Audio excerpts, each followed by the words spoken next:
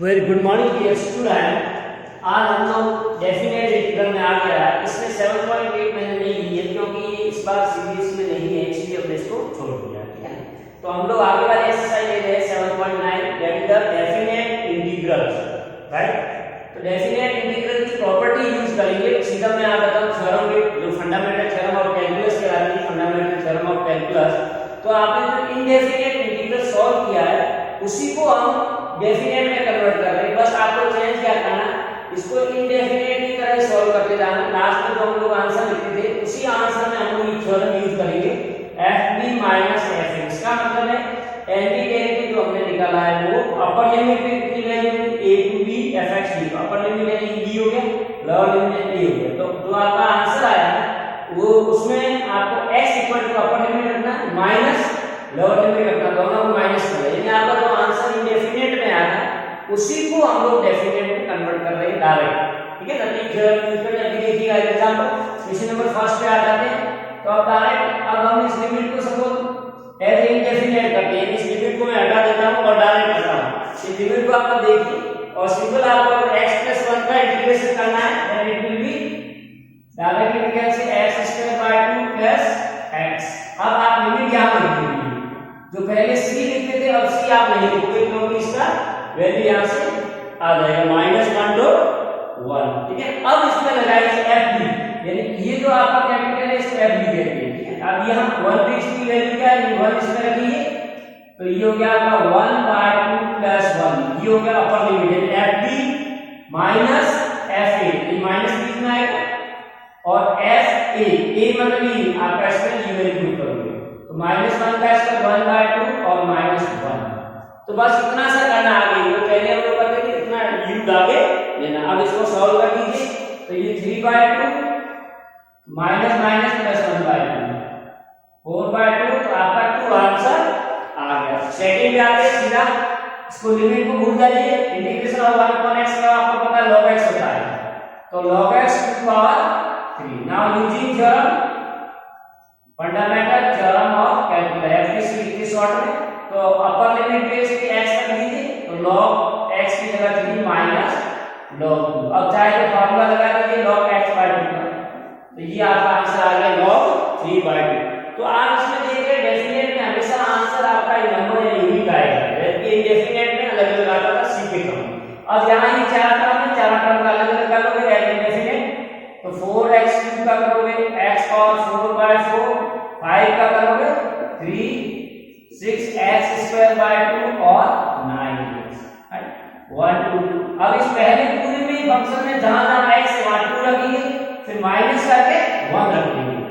तो जब 4 तो इसको आप काट दीजिए, x की जगह 2 रखोगे तो 2/4 माइनस 5/3 2/3 प्लस 6/2 2/2 प्लस 9 into 2। ये अपर लिमिट माइनस, ठीक है ना। और लोअर लिमिट में 1 की वैल्यू यहां पुट कर दोगे वापस, तो 1/4 माइनस 5/3 1/3 प्लस 6/3 2 3 हो जाएगा 1/2 प्लस 9 into 1। अभी आपको सॉल्व करना आता है, ठीक है ना। डायरेक्ट इसको कर लोगे 16 माइनस 5/3 into 8 प्लस 3 4 प्लस 18। अभी माइनस में आएगा 1 माइनस 5/3 प्लस 3 प्लस 9। ये सिंपल कैलकुलेशन इसको ऐड कर लीजिए तो इसकी वैल्यू आपके आ जाएगी फर्स्ट वाले का 33 और सेकंड वाले का -35। इसको सॉल्व करो तो 33 आ जाएगा। कैलकुलेशन आपको बहुत ध्यान से, इसमें मिस्टेक होने की पूरी संभावना, हालांकि बेसिक चीजें आपको छोटी क्लास से पढ़ते आ रहे हैं। कैलकुलेशन इसका माइनस कर लोगे 99 और 99 35 करोगे तो 64/3 आंसर आ गया। तो ये क्वेश्चन नंबर 4 देखिए, sin 2x का डायरेक्ट इंटीग्रेशन आपको पता है cos होता है, cos माइनस का अपॉन 2 आएगा और 0 to π/4। अब अपर लिमिट माइनस cos 2x की जगह π/4 रखेंगे होल अपॉन 2। ये upper limit minus lower limit 0 रखोगे 2, तो माइनस ऊपर आ जाएगा cos π/2 हो जाएगा और माइनस cos 0। अब cos π/2 वैल्यू 0 हो गई और cos 0 1, तो आपका आंसर आ गया -1। तो 4 का आंसर आपका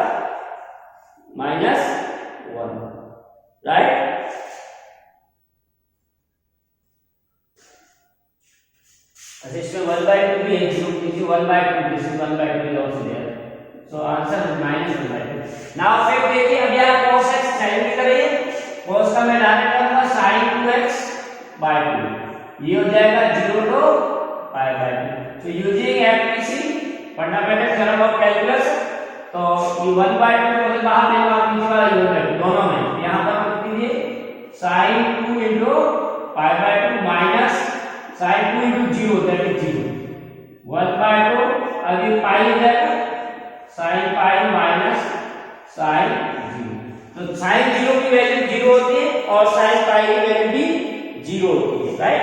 तो 0 minus 0 0 आ जाएगा, तो आपका आंसर 0। इस तरह से हम लोग क्वेश्चन सॉल्व करेंगे। नेक्स्ट है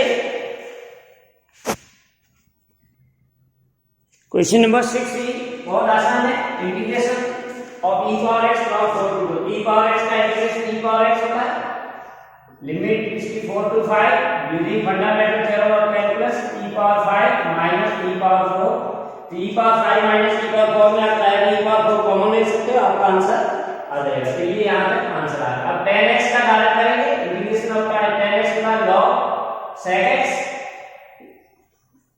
और इसकी लिमिट आ जाएगी 0 to π/4। Fundamental theorem of calculus use करोगे तो log of sec π/4 minus log of sec 0, ठीक है। अब sec π/4 की वैल्यू होती है √2, ठीक है ना, तो ये आ जाएगा log ऑफ √2 और log sec 0 की वैल्यू 1। अब log √2 माइनस, अब इसकी वैल्यू 0 हो जाएगी, तो आप इसको और सिंपलीफाई कर सकते हो, 2 का 1/2 और log 1 की वैल्यू हमेशा 0 होगी, तो ये 0 आ जाएगा, और ये पावर का आगे आप लिख सकते हो 1/2 log ऑफ 2, आपका आंसर आ जाएगा, ठीक है। नेक्स्ट देखिए cosec x। अब cosec x का इंटीग्रेशन आपको पता ही है, डायरेक्ट करेंगे cosec x का, लिमिट को इग्नोर कर देंगे, तो log of cosec x minus cot x, ठीक है। डायरेक्ट मैंने इंडेफिनेट की तरह इसको सॉल्व कर दिया, ये आ गया इसका लिमिट। अब फंडामेंटल थ्योरम यूज करेंगे, ठीक है ना, तो ये आ जाएगा log ऑफ, पहले अपर लिमिट रखेंगे cosec π/4 minus cot π/4 minus log of cosec π/6 minus cot π/6। तो इसमें आपको क्या है, वैल्यूज अच्छी तरह टेबल पता होनी चाहिए कि इनकी वैल्यूज क्या होगी, ठीक है। तो log इसकी √2 होती है cosec π/4 की, जैसे sec की और दोनों की सेम होगी, और cot की 1 होती है माइनस log ऑफ, और cosec π/6 ये sin का उल्टा होगा, sin का इसकी वैल्यू उल्टी कर देंगे तो 2 हो जाएगा, और इसकी हो जाएगी cos की होती है 1/√3, इसका उल्टा कर देंगे तो 2 माइनस। तो अब आप इसका फार्मूला लगा सकते हैं, log x हो गया माइनस log y, यानी log x अपॉन y, तो log ऑफ √2 माइनस 1/2 माइनस √3, तो ये आपका आंसर आ गया, ठीक है। नेक्स्ट देखिए, अब नेक्स्ट वाले में 9 का बहुत आसान direct integration by expectation method, ये sin इनवर्स x का होता है, तो इसको मैं डायरेक्ट लिखूंगा sin इनवर्स x 0 to 1। तो फंडामेंटल थ्योरम ऑफ कैलकुलस लगाओगे क्या होगा, sin inverse 1 minus sin inverse 0, sin inverse value π/2 0 की 0, तो आपका आंसर आ गया π/2, तो 9 का आंसर आपका π/2। इसी तरह से ये डायरेक्ट है dx फॉर्म, तो tan इनवर्स x 0 to 1, बहुत आसान एक्सरसाइज है, अगर आपको बेसिक नॉलेज अच्छा है, फंडामेंटल थ्योरम यूज करेंगे, sin inverse 1 minus sin inverse 0, sin inverse 1 π/4 होता है 0 की 0, तो इसका आंसर आ गया π/2। अब ये जो लास्ट वाला है इसका इंटीग्रेशन आप पार्शियल से करोगे, dx अपॉन x² माइनस 1, ठीक है ना, तो इसका पार्शियल से करोगे तो क्या होगा, या इसका फार्मूला ये भी फार्मूला लगा सकते हो, x² माइनस a², तो ये हमारा फार्मूला क्या है, 1/2 into a log of x minus a upon x plus 1, ये एज इंडेफिनेट हमने पहले कर रखा, उससे डायरेक्ट किया इंटीग्रेशन, सिर्फ हम लोग fundamental theorem of calculation use कर रहे हैं, राइट। तो इस पे वैल्यू पुट कर दीजिए 3 और 2 की, आपका आंसर आ जाएगा। तो फंडामेंटल थ्योरम ऑफ कैलकुलस, तो ये 1/2 का है, होल बाहर मिलेगा, log ऑफ 3 पहले पुट करेंगे, 3 - 1/3 + 1 माइनस 2 करेंगे, 2 - 1/2 + 1, तो ये आ जाएगा 1/2 log of 2/4 minus log of 1/5, right. अभी माइनस में आप और सिंपलीफाई कर सकते हो, log का फॉर्मूला लगा के माइनस में अपॉन में आ जाती है, यानी 5/1, तो ये 1/2 log ऑफ 10/4, या इसको अपन कह सकते हैं 1/2 log 5/2, ये आपका आंसर आ गया। तो इस तरह से इस क्वेश्चंस को हम सॉल्व कर सकते हैं। नेक्स्ट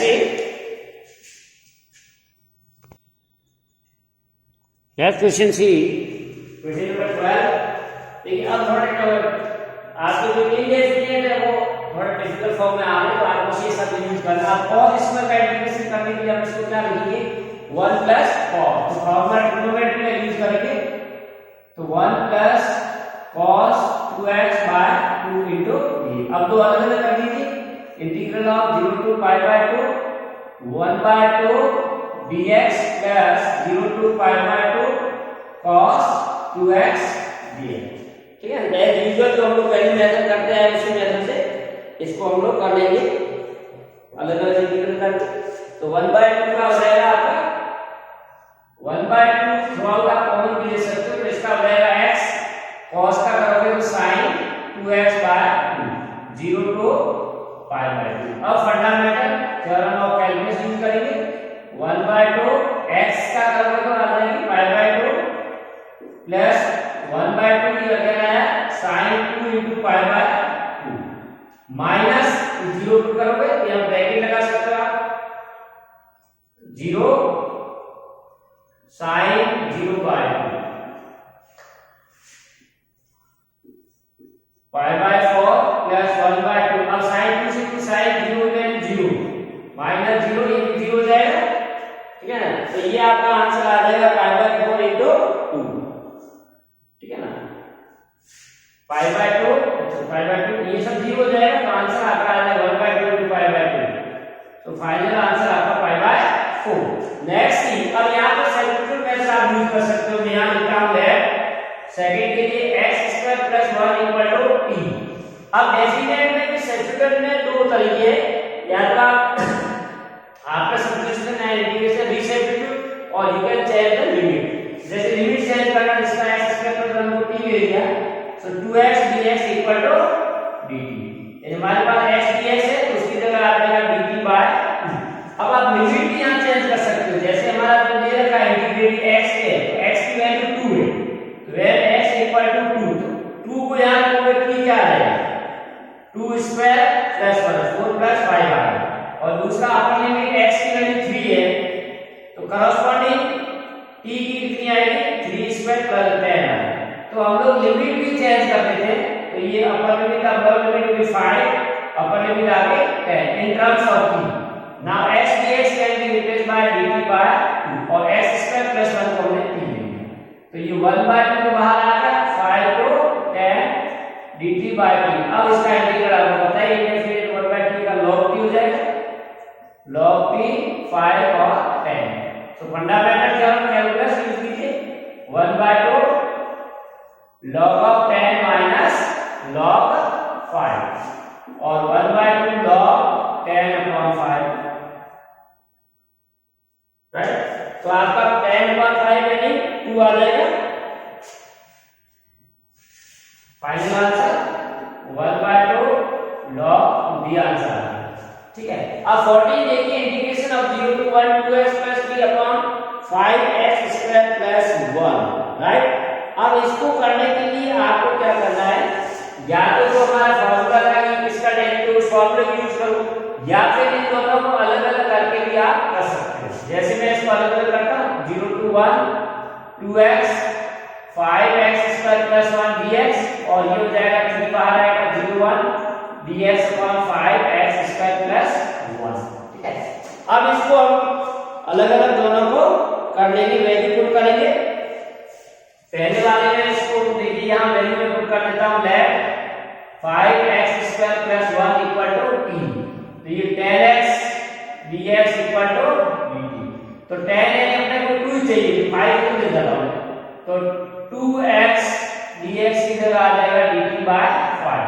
तो पहले और लिमिट भी आप चेंज कर लीजिए, जैसे x इक्वल टू 0 है तो t की वैल्यू आ जाएगी, यहां 0 रखोगे 1 और x की वैल्यू 1 रखोगे तो t की वैल्यू 6 आ जाएगी। तो यहां आप लिमिट भी नहीं आ जाएगी आपकी 1 से 6।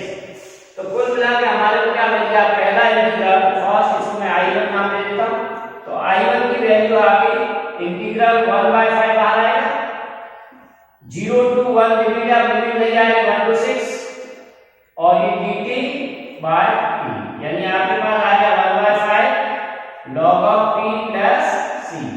अब c इसमें नहीं लिखी है हम, तो डेफिनेट इंटीग्रल, तो 1/5 log of फंडामेंटल जो है t की जगह अपर limit minus lower limit,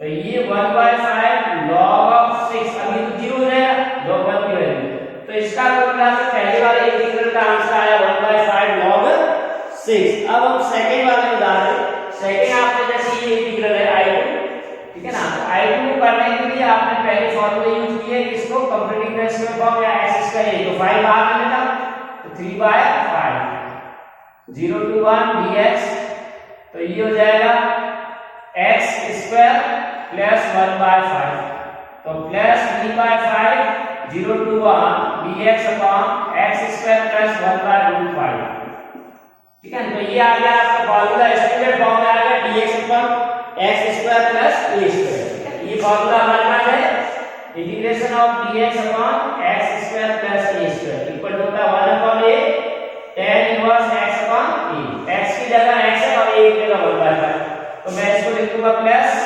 3/5 1 upon a tan 1/5 tan inverse x upon 1/5, तो ये 5 से 5 तो 3 आ जाएगा, √5 tan इनवर्स √5 इनटू, तो ये आपका आंसर आ गया। फाइनल आंसर क्या आएगा, इन दोनों को ऐड कर लेंगे, इसको और इसको, दैट इज 1/5 log 6 प्लस 3/5। तो कुल मिला के इसमें आपको पहले वाला 3 डेफिनेट है वो सब फॉर्मूले आएंगे, सिर्फ आपको क्या करना है, ये लिमिट आपको पुट करना है। अब ये देखिए जैसे x e बार x स्क्वायर हमने पहले किया है, तो x स्क्वायर का डेरिवेटिव ये है, तो x square equal to t ले लीजिए, let x square equal to t, इसका डेरिवेटिव क्या है 2x dx equal to dt। अब हमारे पास x dx है तो ये dt बाय 2। अब लिमिट भी आप चेंज कर दीजिए, when x equal to 0, x की वैल्यू 0 है तो t की वैल्यू भी 0 होगी, और x की वैल्यू 1 है तो t की वैल्यू भी 1।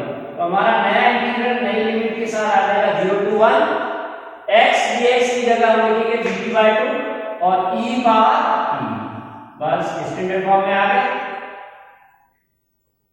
1/2 बाहर आ गया, 0 to 1 e power t dt, तो e पावर t का e पावर t आ जाएगा 0 to 1। Now fundamental theorem use करेंगे 1/2 e power 1 minus e power 0, e power 1 यानी e हो गया, तो e माइनस 1, ये आंसर आ जाएगा e माइनस 1 अपॉन 2, क्लियर।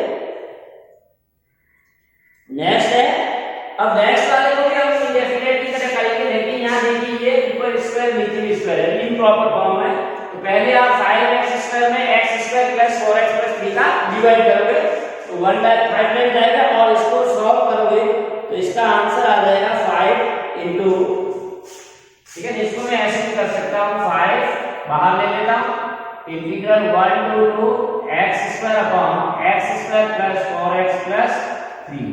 अब ये क्या है, इम्प्रॉपर फॉर्म में है, पूरा इम्प्रॉपर, यानी न्यूमरेटर की पावर और डिनोमिनेटर की पावर सेम है, तो हम लोग इसको अलग से डिवाइड करेंगे। अब हम डिवाइड कर लेना, मैंने इसको डिवाइड किया, इसका आ जाएगा क्वेश्चन 4x प्लस 3 और 1 टाइम जाएगा, तो 5 1 टाइम जाएगा माइनस 4x प्लस 3 रिमाइंडर रहेगा और x स्क्वायर प्लस 2, ये हमने पहले वाले चैप्टर में भी किया है। अब इसको तो आप डायरेक्ट कर सकते हैं, आप आसानी से करिए 4x प्लस 3 को, राइट, तो इसको आप अलग से कर लीजिए, और पहले भी किया 1 to 2 dx आ जाएगा, दूसरा 5 1 to 2 4x plus 3,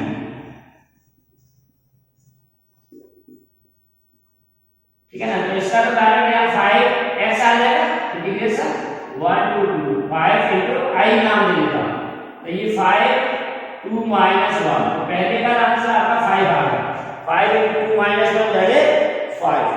अब इसको करने के लिए आप क्या करो, इसका या तो पार्शियल कर दीजिए x plus 1 और x plus 3 इसके i की फैक्टर, ठीक है ना। i को मैं अलग से करूंगा, इंटीग्रल एज ए इंडेफिनिट, तो ये x plus 1 into x plus 3, ठीक है ना। तो इसके पार्शियल करेंगे 4x plus 3 x plus 1 into x plus 3 को लिखूंगा a upon x plus 1 plus b upon x plus 3, तो न्यूमरेटर आ जाएगा 4x plus 3 a into x plus 3 plus b into x plus 1, ठीक है ना। अब यहाँ से comparing the coefficient and we get the values of a and b, तो after simplification value of a will be -1/2, a की value -1/2 और b की आ जाएगी 9/2, तो यहाँ वैल्यू रखेंगे तो हमारा इंटीग्रल क्या आ गया, फाइनली i = a यानी 1/2 minus upon x plus 1 dx plus second b upon b यानी 9/2 अपॉन x plus 2,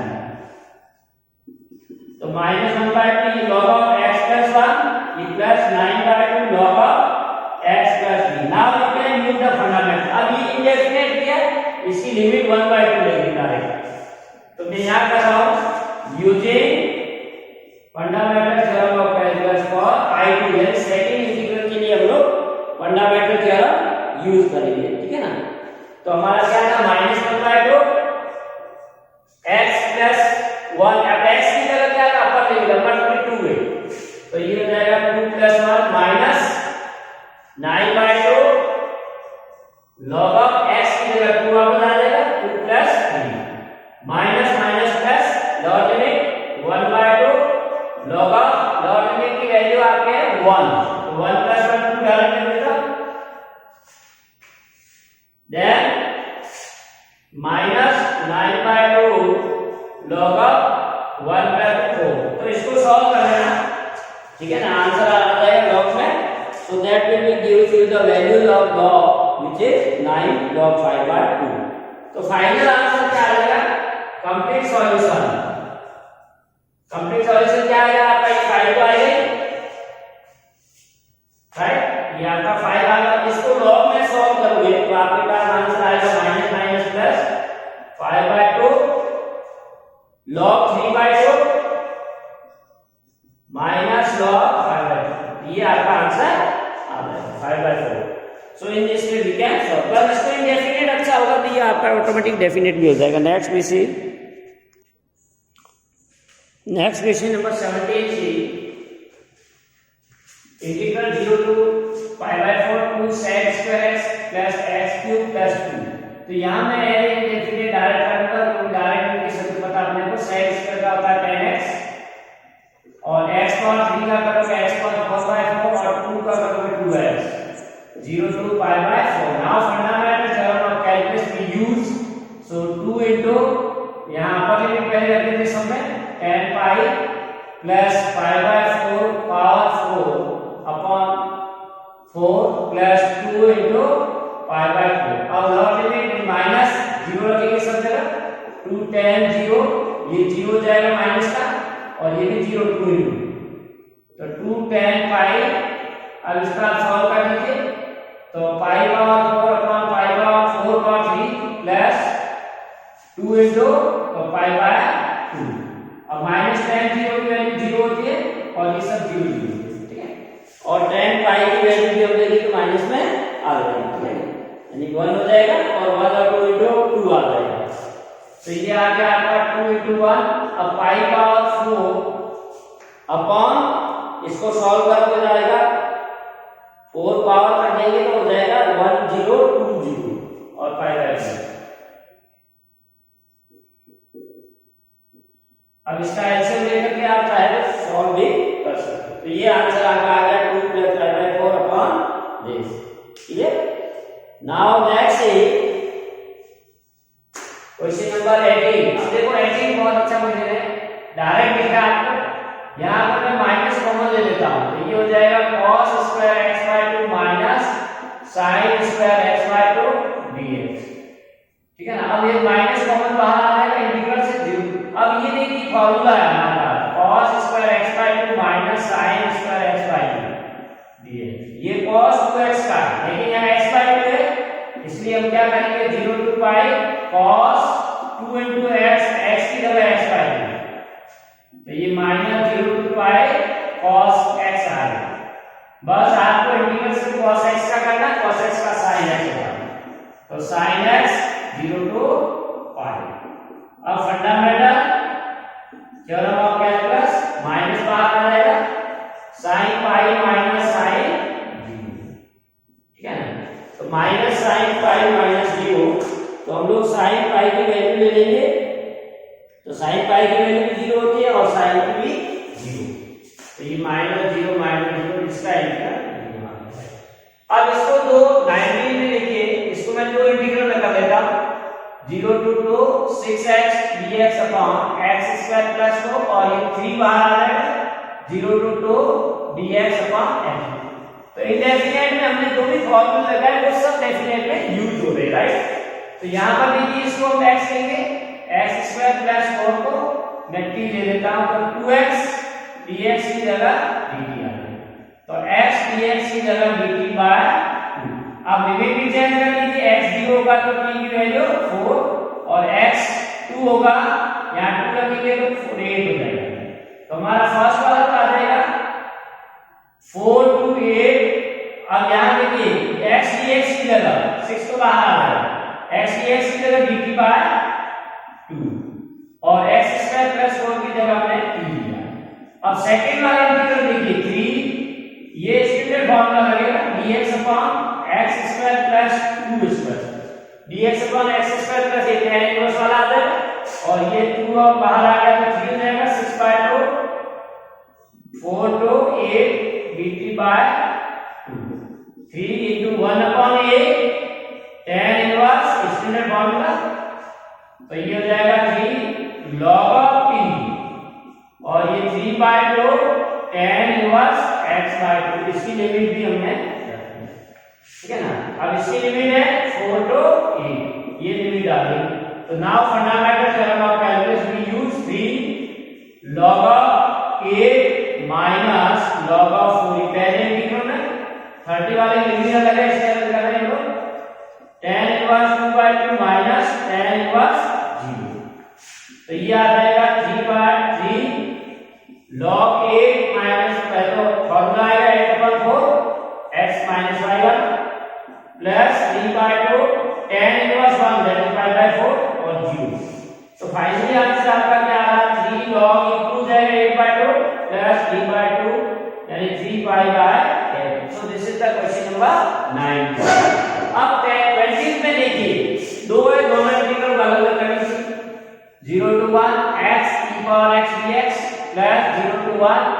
अब सेकंड वाला तो डायरेक्ट आपका हो जाएगा, और इसको हम पार्ट करेंगे, फर्स्ट वाले को पार्ट करेंगे आइडेंटिटी के अनुसार। फर्स्ट आपका x हो गया और सेकंड ये फर्स्ट सेकंड, तो यहाँ फर्स्ट कौन सा integration of e power x minus integration derivative first function integration, मैं शॉर्ट में कर रहा हूं, प्लस यहाँ 0 to 1 जाएगा, और साइन का करोगे minus cos pi x upon 4 upon pi by 4, ये आ गया इसका 0 to 1।